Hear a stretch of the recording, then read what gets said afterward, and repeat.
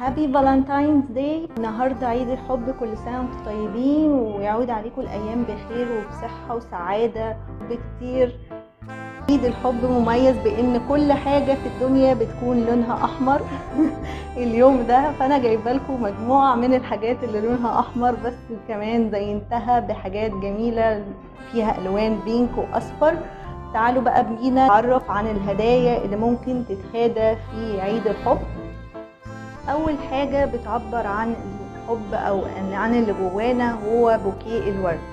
بوكيه الورد ايا كان هو لغه الكلام او لغه الشعور، وعشان نهادي كل اللي بنحبهم ورد نسالهم عن البوكيه المميز ليه.